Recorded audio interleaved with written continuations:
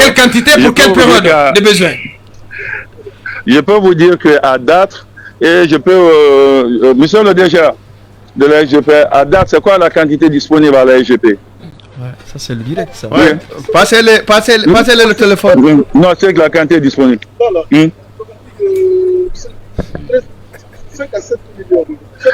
Ils disent qu'ils ont 7 millions de litres en essence présentement. 7 millions de litres. Litres en essence. Disponible dans le bateau ou dans les bacs? Au dépôt ou dans les stations? Dans les bacs. Le bateau est en train de décharger. Le bateau est en train de décharger le reliquat de 12 000 tonnes qui devait rester. Mensonge, omission, ou choix du chiffre favorable à leur communication, cette désinvolture du directeur général de la SONAP, la société placée sous la tutelle de la présidence de la République, et détenant le monopole de l'importation des pétroles en Guinée est une inquiétante démonstration de la preuve que le CNRD est dépassé. Les équipes de la SONAP semblent incompétentes et perdues. Spectatrices de la crise qu'ils participent à alimenter. Ce n'est pas de l'esprit de sabotage de certains, je dis bien sûr de certains gérants des stations. Mais au palais Mohamed V, personne n'arrive à prendre la mesure de la colère qui gronde. Depuis plusieurs jours, ils crient au sabotage, sans fournir là aussi des chiffres et des preuves des accusations. Alimentant des suspicions sur le maillon faible de ce réseau qui gravite autour de la gestion du carburant en Guinée. Si la SONAP dispose de preuves de sabotage par les stations-service, qu'elle saisisse la justice. Dans le cas contraire, la SONAP et ses responsables doivent faire attention aux propos et accusations de nature à troubler la quiétude sociale, car la situation a l'air calme mais c'est une véritable cocotte minute. Maintenant, voir dans cette interview en pleine tempête d'une crise du carburant sans précédent en Guinée, le directeur général de la SONAP se tourner vers son adjoint pour les chiffres sur le stock du jour, les Guinéens ont bel et bien des soucis à se faire. C'est d'autant plus dommageable qu'en écoutant ce dernier lui transmettre les leurs, on prend conscience de la gravité des faits. Une fourchette entre 6,8 millions à 7 millions. Ça aurait toujours été grossier, mais on comprendrait car on est sous les tropiques. En revanche entre 5 millions et 7 millions, l'écart est abyssal. On dirait des numéros du loto. Et ça devrait couvrir quelle période en termes de besoins? En termes de besoins, vous devez prendre 3 millions de litres par jour. Donc quand vous faites 12 plus 7, ça fait 19. Donc c'est qu'il faut en avoir presque une semaine. Mais ce que je dois vous dire, il y a un bateau qui vient aussi le 4, un autre le 7 et un autre le 12. Ils ont travaillé de 6 h le matin jusqu'à 22 h le soir pour faire en sorte que tout le monde soit servi. Il n'y a pas de manque de carburant de bateau. Et là, nous avons d'autres bateaux qui sont sur la ligne. Et vous allez avoir la chance de voir ces bateaux. Le bateau n'a jamais retardé.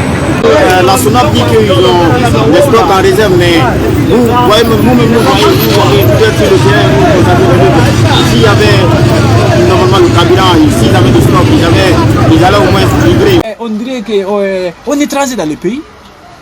Je suis guinéen. Et puis, c'est qui pompe dans les stations? C'est le PL ou c'est le Malinké? C'est les Guinéens. Il n'y a pas de tenue là-bas? Oui ou non? Il n'y a pas de... c'est pas la paix, mon frère. Non, si on ne te considère pas dans ton pays, comment on va te considérer dans d'autres pays? Jamais. Si arido wi en pakudo bidon yidi joddine do bidon ngata wa hondu joddina goddo ara dew do bidorno hore don pompane o do ya mo hawji non ça c'est toi pas. On va le poursuivre en justice. S'il faut fermer la poche, on va le fermer. Il n'y a pas essence en tout à Guinée là. Apparemment, vous avez détaché votre réservoir. Pourquoi? Pour avoir de l'essence. Parce qu'il n'y en a pas. Depuis combien de temps vous n'avez pas de carburant? Depuis hier. En fait, si l'État a la volonté, il peut mettre fin à ça. L'État a les moyens de prendre les experts. Si les stations de service disent qu'ils n'ont plus de carburant, l'État peut prendre des experts de passer dans toutes les stations qui ont dit qu'ils n'ont pas de carburant. On connaît les stocks. Moi, c'est Doucouré Secours, responsable Grand Conakry.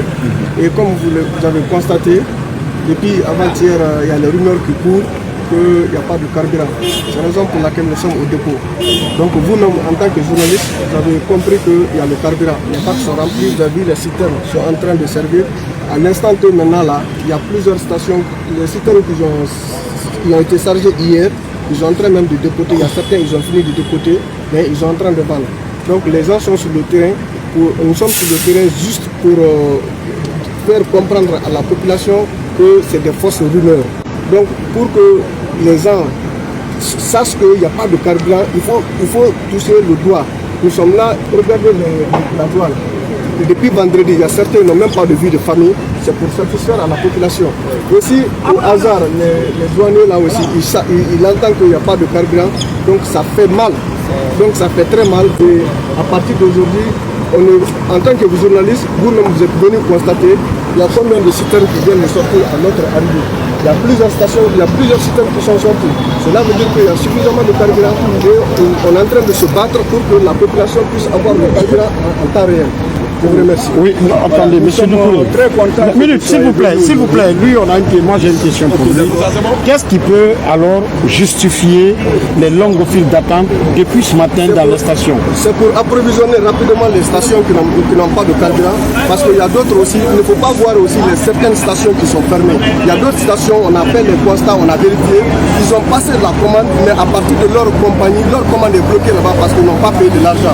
Il y a d'autres aussi, ils n'ont pas passé la commande tôt. Imagine-toi, il y a des gérants qui restent à la station, vendre tout leur carburant et après lancer une commande. Donc il faut avoir un stock de sécurité avant de passer la commande. Si tu n'as pas de stock de sécurité, tu lances une commande. La commande, avant que la commande ne vienne, ça tu vois que tu as au rouge. Tu n'es pas la seule station à Conakry, tu n'es pas la seule station en Guinée. Donc quand tu as 5000 comme stock de sécurité ou bien 8000, tu devais pouvoir lancer une commande avant que le stock de sécurité là ne finisse pour que ça trouve que déjà on a approvisionné la station. Mais imagine-toi, moi je vends tout mon stock, je dis je vais lancer une commande. Quand est-ce que ma commande va venir? Avec la ville de Conakry là, seulement, on n'a que 200 stations, 210 stations en opération. Donc quand tu lances ta commande aujourd'hui, tu prétends avoir ta commande aujourd'hui, c'est impossible. C'est impossible. Là, c'est le commandant Samoura, le chef de visite de Vidéo Fabio. Alors, les rumeurs font état dans la cité d'un manque de carburant. Dites-nous quelle est votre réaction par rapport à cela? Je vais vous dire tout simplement que c'est une fausse rumeur, en ce sens que le dépôt est plein de carburant. Depuis la pénurie de la dernière fois, on a reçu le tanker et on a pompé beaucoup de carburant, suffisamment de carburant. Tous ces trucs-là sont remplis. Il y a beaucoup de stations qui ne doivent pas être fermées. Ils sont là à servir les bidons, nous avons les problèmes, on va les poursuivre tous. Nous avons les preuves qui sont là à servir dans les bidons pour les vendre au marché noir. Parce qu'ils veulent créer une crise pour qu'ils puissent s'enrichir sur le dos des Guinéens. Tu dis le président de Mamadou Doumbouya, il va interdire ça. Mais dans les entrées de crise ici, il y a des gens, c'est le bon fils là, ils sont en train de payer ici, tellement même.